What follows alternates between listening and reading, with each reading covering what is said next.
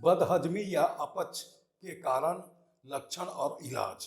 नमस्कार, Hindi health care channel में आपका स्वागत है। मैं हूं डॉक्टर दीपक प्रकाश। आज के इस वीडियो में एक आम समस्या बदहजमी की चर्चा करने जा रहे हैं। इसे आम बोलचाल की भाषा में अपच या इनडाइजेशन भी कहते हैं और चिकित्सीय भाषा में डिस्पेप्सिया भी कहा जाता है। इसमें इस बात की चर्चा करेंगे कि अपच क्यों होता है, इसके होने के लक्षण क्या हैं, इसका इलाज क्या है और अंत में इस बात की भी चर्चा करेंगे कि इससे कैसे बचा जा सकता है। तो चलिए एक एक कर इसकी चर्चा करते हैं।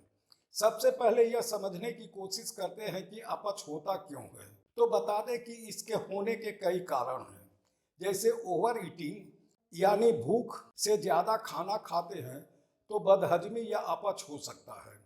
यदि आप जल्दी जल्दी हड़बड़ी में बिना ठीक से चबाए खाना खाते हैं तो आप खाने के साथ हवा भी निगलते हैं। ऐसी स्थिति में आपको अपच हो सकता है। या फिर आप बहुत ज़्यादा फैटी और बहुत ज़्यादा स्पाइसी मील, यदि आप पकौड़े, चाट, बर्गर, पिज़्ज़ा, आप ज़्यादा अचार खाते हैं तो भी आपके पेट में हैवीनेस होता है, खाना पचने में दिक्कत होती है और आपको अपच होने लगता है।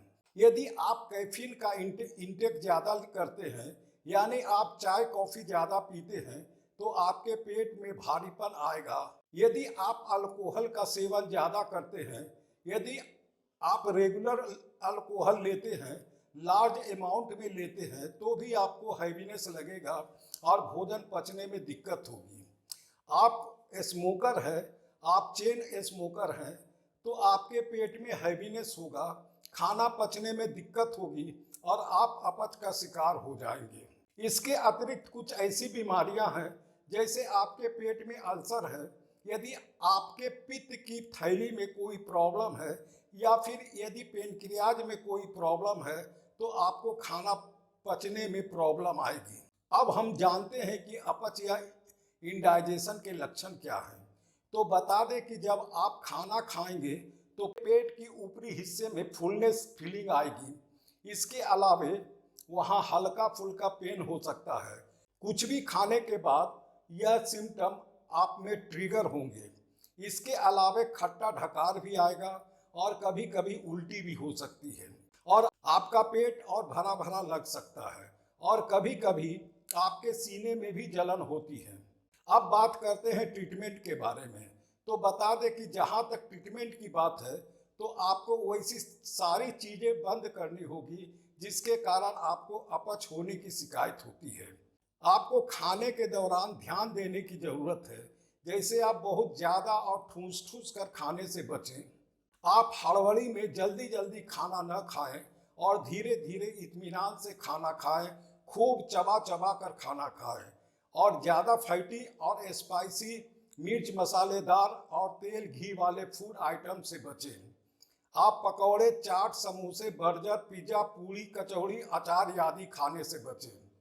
इसके अतिरिक्त आप भूख से ज़्यादा खाना खाने से बचें। इसके अलावा कुछ ऐसा कंडीशन है जिसकी वजह से आपको तुरंत डॉक्टर से मिलना चाहिए। यदि आपको खाने के बाद पेट में दर्द होने लगे तो आप डॉक्टर से कंसल्ट कीजिए। यदि खाना निगलने में परेशानी हो रही है या फिर आपका मोशन काला हो रहा हो, इतना ही नहीं, यदि खाना खाने के बाद वजन में कमी हो रही है तो भी आप डॉक्टर से मिलें। यदि आपको पित्त की थैली में कोई प्रॉब्लम है या आपके पेनक्रियाज में कोई प्रॉब्लम है तो भी खाना पचने में दिक्कत होती है तो आपको डॉक्टर से सलाह लेनी पड़ेगी। इस प्रकार हम देखते हैं कि आपको अपच से बचने के लिए पूरा ध्यान देना होगा।